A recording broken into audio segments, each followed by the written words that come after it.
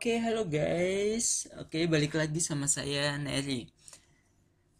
Nah, di video keempat ini, saya akan membahas tentang statistika non parametrik, khususnya untuk skala nominal. Nah, sebetulnya ada dua uji pokok yang biasanya dilakukan untuk menganalisis data-data bertipe skala nominal, yaitu uji keacakan dan uji tanda. Nah, di video kali ini mungkin saya hanya akan membahas tentang uji tanda. Supaya videonya tidak terlalu panjang. Dan nanti untuk uji tanda saya akan bahas di video yang lain. Nah, tanpa basa-basi lagi. Oh ya, sebelumnya di sini saya tidak akan melakukan pengujian menggunakan SPSS lagi. Melainkan di sini saya akan menyampaikannya secara manual. Jadi saya hanya menggunakan Microsoft Office Word untuk mencurahkan isi hati saya. Kira-kira seperti itulah ya. Oke, tanpa basa-basi lagi, mari kita langsung saja lihat bagaimana melakukan uji keacakan data untuk statistika non parametrik. Oke, yang pertama adalah uji keacakan data. Nah, apa itu uji keacakan data? Jadi, uji keacakan data itu adalah suatu metode yang dapat digunakan untuk menguji apakah data yang diperoleh dari suatu pengamatan itu merupakan suatu proses acak. Contohnya seperti ini, misalnya kalian punya toko. Pasti dong ada yang datang ke toko kalian, ya enggak? Nah, kalian ingin tahu apakah yang datang berkunjung ke toko kalian itu terjadi secara acak atau ada suatu pola berdasarkan statistika. Nah, kalian ingin tahu berdasarkan jenis kelaminnya, oke? Jadi misalnya pengunjung pertama laki-laki, kedua perempuan, ketiga laki-laki, lalu laki-laki, keempat perempuan, dan seterusnya gitu. Nah, itu bisa diuji apakah acak atau tidak menggunakan uji keacakan data. Nah, uji keacakan data ada dua jenis. Yang pertama yang biasa, dan yang kedua adalah menggunakan pendekatan normal. Apa bedanya dua jenis tersebut? Basically, bedanya hanya pada sampelnya. Kalau misalnya sampelnya kecil, let's say 30 kurang dari 30, maka biasanya digunakan uji keacakan data yang pendekatan yang biasa. Kalau misalnya dia lebih besar dari 30, digunakan uji keacakan data yang pendekatan normal. Nah, apakah uji keacakan data itu hanya bisa digunakan untuk data nominal saja? Nah, jawabannya adalah tidak. Uji keacakan data bisa kita gunakan untuk tipe-tipe data yang lain. Tapi untuk tipe data yang lain ada tahap pengkodingan, kalau boleh saya sebut pengkodingan di situ. Untuk lebih jelasnya, nanti kita akan lihat dua jenis tipe data tersebut dengan menggunakan uji keacakan data. Tanpa basa-basi lagi, ayo kita langsung lihat saja dalam suatu kasus. Di sini diberikan data pendapatan suatu perusahaan sebagai berikut. Nah, ini adalah data 20 bulan pendapatan perusahaan tersebut. Misalnya, ini dalam kasus perusahaan itu akan diaudit oleh seorang auditor. Lalu, auditor meminta data pendapatan selama 20 bulan.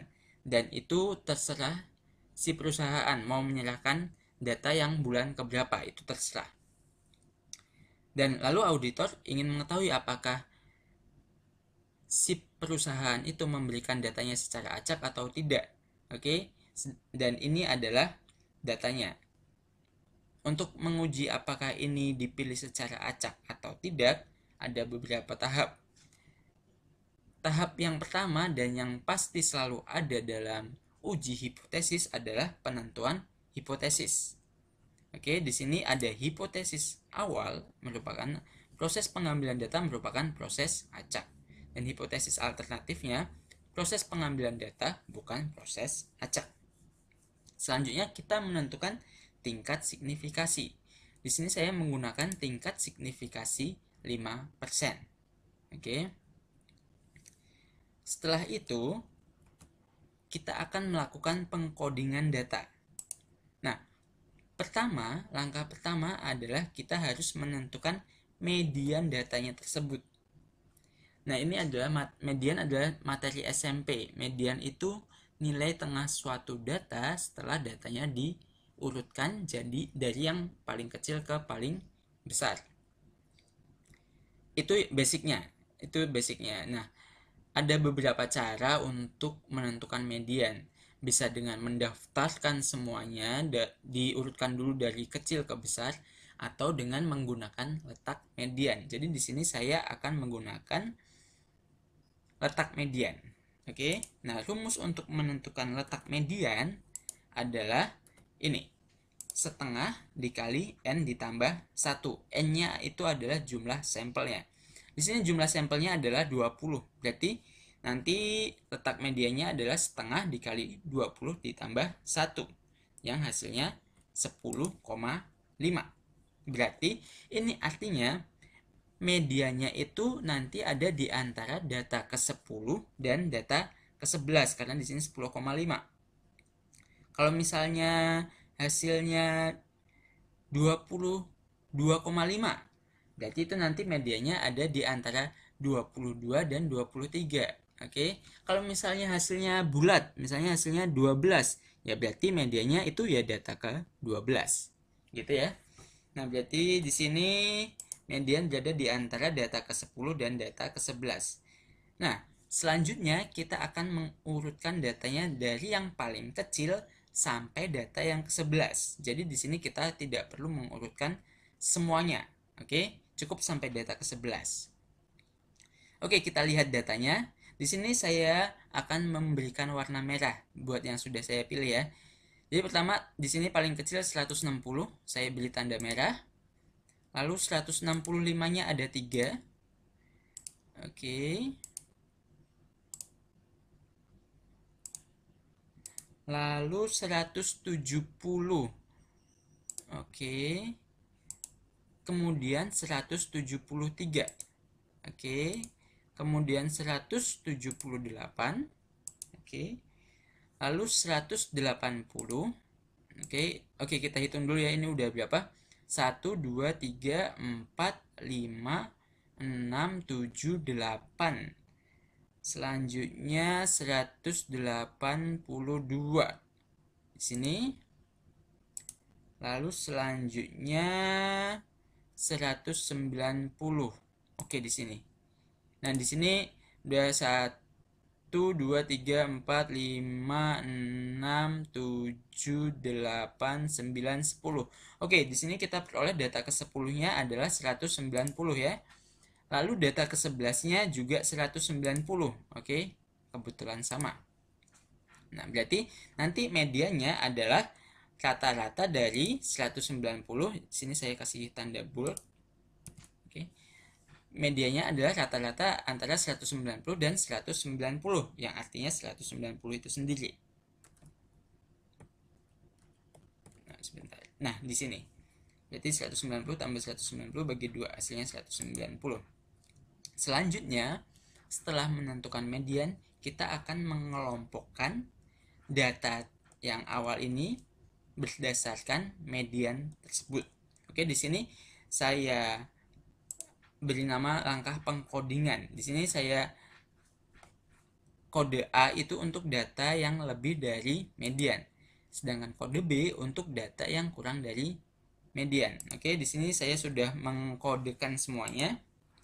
Contohnya di sini, ini urutannya tidak diubah, jadi urutannya persis sama seperti soal awal, permasalahan awal. Oke, jadi di sini 204. 204 itu lebih dari 190, maka di sini kita berikan kode A. Oke, di sini 210 juga sama, kodenya A.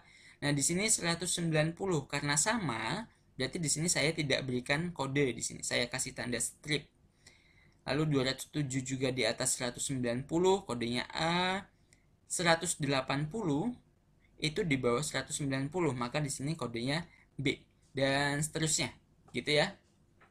Nah, setelah diberikan kode semuanya, lalu selanjutnya kita ambil kodenya saja, oke? Dan kita hilangkan yang tanda strip ini.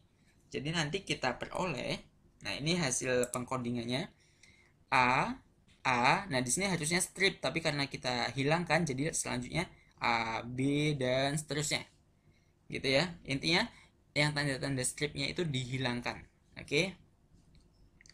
Nah, setelah kita peroleh data dari hasil pengkodingan ini, selanjutnya yang akan kita analisis adalah kode-kode ini, AB-AB-nya ini, bukan lagi angkanya. Nah, pertama kita tentukan statistik tabel. Untuk menentukan statistik tabel, kita tentukan dulu jumlah data untuk kelompok A dan jumlah data untuk kelompok B. Di sini jumlah data kelompok A ada 9, kita hitung tuh 2, 3, 4, 5, 6, 7, 8, 9, oke? Dan NB-nya juga 9. Oke, setelah kita menghitung banyaknya sampel A dan banyaknya sampel B, selanjutnya kita akan melihat tabel runs. Oke, di sini tabel runs yang saya gunakan adalah tabel yang ada di buku Business Statistics for Contemporary Decision Making by Ken Black. Oke, basically tabel R itu ada maksudnya ada dua bagian. Jadi di bagian atas itu adalah untuk yang lower tail dan bagian bawah untuk yang upper tail. Oke. Nah, untuk yang lower tail kita lihat tadi kita NA-nya 9, NB-nya 9. Artinya kita lihat di sini yang N1-nya 9, lalu N2-nya 9. Kita perhatikan bahwa dia nanti nilai batas bawahnya adalah 5. Oke, di sini 5. Lalu untuk yang upper tail kita lihat juga yang nilainya 9 dan 9. Ini nilainya 15. Oke. Jadi kita peroleh batas bawahnya 5, batas atasnya 15. Nah, untuk membacanya itu tidak masalah, terbalik. Misalnya nih kalian NA-nya 3, NB-nya 10, oke? NA-nya 3, NB-nya 10. Berarti kalian bisa melihat N1-nya 3, N2-nya 10, oke, di sini 3, atau N1-nya 10, N2-nya 3. Oke? Di situ sama aja, sama-sama hasilnya 2. Jadi tidak berpengaruh, urutan itu nggak berpengaruh, oke?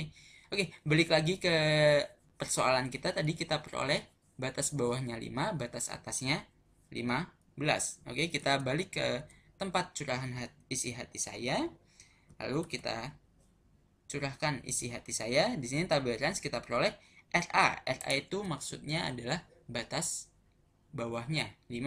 RB itu maksudnya adalah batas atasnya. Nah, selanjutnya adalah kriteria penerimaan H0. Jadi di sini selalu seperti ini. H0 akan diterima jika nilai transnya berada di antara RA dan RB. Oke. Nilai trans itu adalah nilai statistik hitungnya. Jadi selanjutnya adalah kita akan menentukan statistik hitung atau menentukan nilai trans. Nah, ini data codingan yang tadi, yang hasil codingan tadi, oke? A, B, A, B, B, B, B, B, B, B, B, A, B. Oke? Nah, di sini kita setiap kali berganti tanda itu kita hitung. Contohnya di sini. Di sini kan A. Ini nggak berubah kode kan ya. Oke, berarti di sini hitungannya 1 ya. Lalu di sini B, berarti hitungannya 2. Oke, dan ini kalau misalnya saya berikan tanda merah, warna, saya kasih tanda warna. Oke, di sini merah, biru, terus ini merah, terus ini biru sampai sini, ya enggak? Oke. Lalu di sini merah, lalu di sini biru. Berarti di sini ada berapa kali ganti warna dia?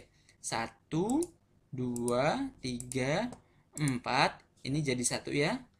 5, 6. Oke, berarti di sini kita peroleh ransnya adalah 6. Sebentar, di sini mana? Nah, di sini kita peroleh ransnya 6. Oke, karena 6 kali ganti warna. Nah, karena perhatikan bahwa 6 itu ada di antara 5 dan 15, ya enggak? 6 itu kan tadi RA-nya 5, RB-nya 15, ransnya 6. Berada di antara 5 dan 15, maka H0 diterima. Ingat, karena ini nih, H0 diterima jika ransnya ada di antara RA dan RB. Jadi, kesimpulannya, data berasal dari proses acak. Cukup mudah, tidak terlalu ribet.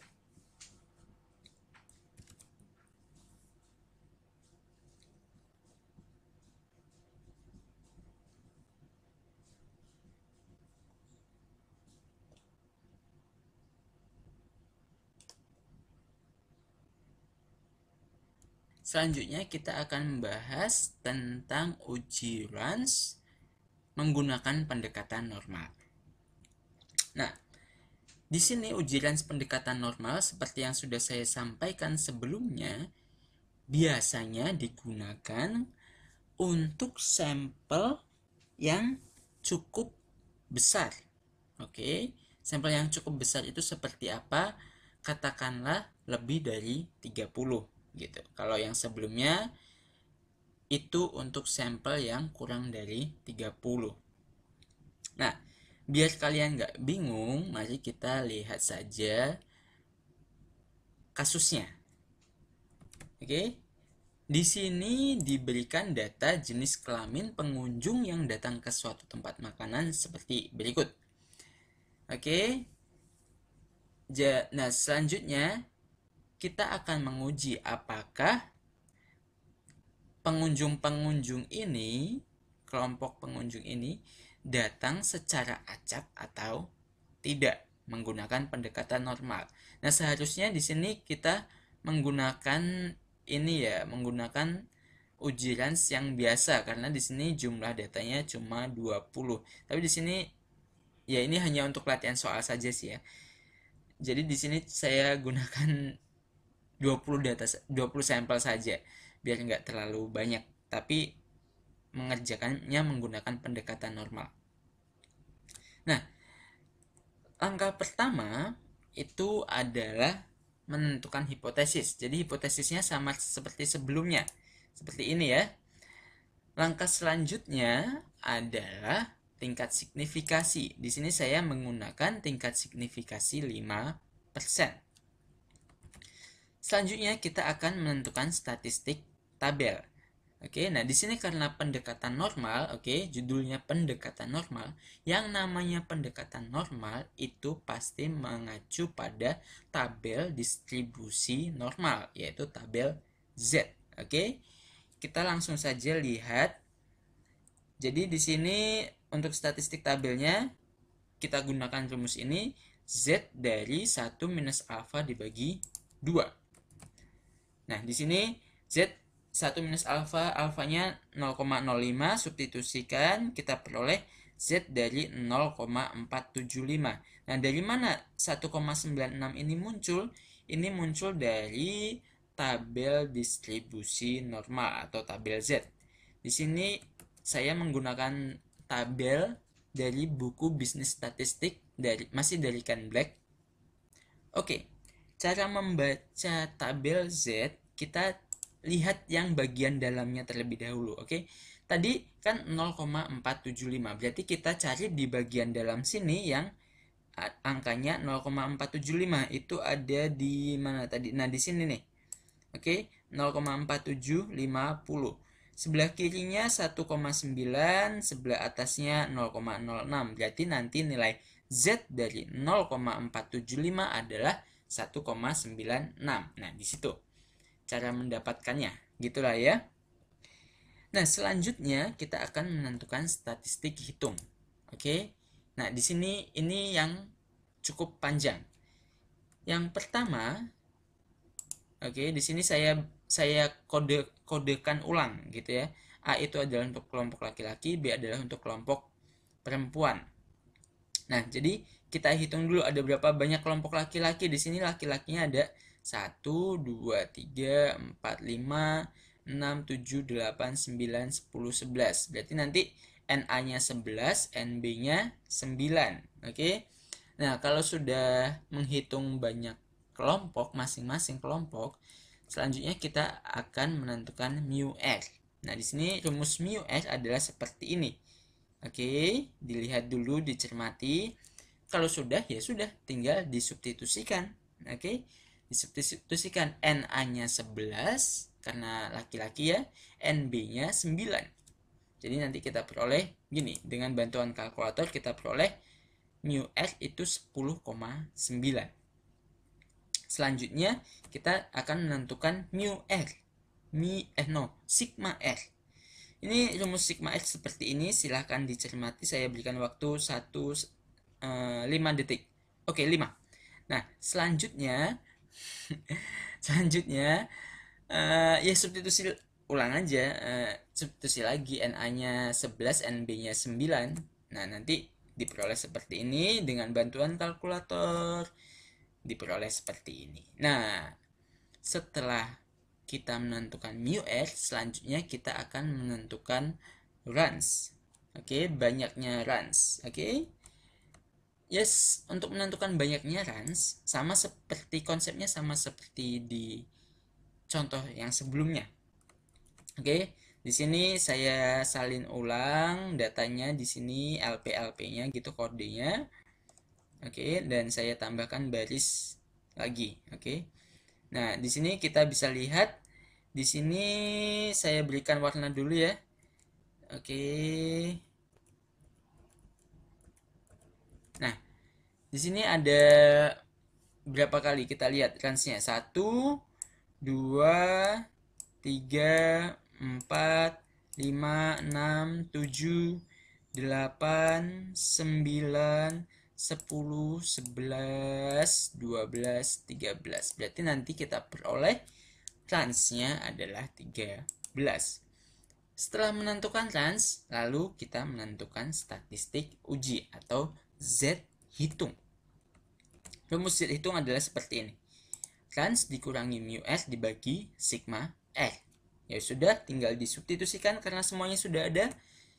Nah, di sini nanti kita dapat Z hitungnya 0,975.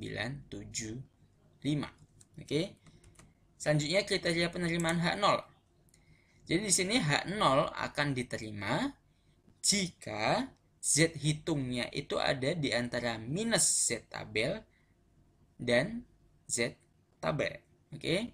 Tadi kita peroleh Z tabelnya 1,96. Jadi H0 akan diterima jika Z hitungnya ada di antara minus 1,96 dan 1,96. Dan ternyata 0,975 betul ya, ada di antara itu, minus 1,96 dan 1,96. Jadi kesimpulannya H0 adalah diterima karena ini, karena alasan ini ya. Gitu. Maka H0 diterima. Jadi proses pengambilan data merupakan suatu proses acak. Nah, itu langkah-langkah untuk menguji atau melakukan uji keacakan data. Oke. Nah, di video selanjutnya saya akan membahas tentang uji tanda yang tidak kalah pentingnya dengan uji keacakan data. Sampai di sini dulu video saya tentang uji keacakan data. Jika ada pertanyaan, ada komentar, silakan kalian komen di bawah ini. Jika atau misalnya kalian ingin saya membahas suatu persoalan tentang statistika, silahkan komen di bawah ini. Dan jangan lupa di like dan di subscribe video dari saya. Oh iya, jangan lupa juga kalau misalnya ada teman kalian atau saudara kalian yang sedang melakukan penelitian yang berkaitan dengan statistika, boleh di share video ini ya. Oke, demikian video dari saya. Terima kasih sudah menyaksikan. Sampai jumpa di video saya yang selanjutnya. Bye bye.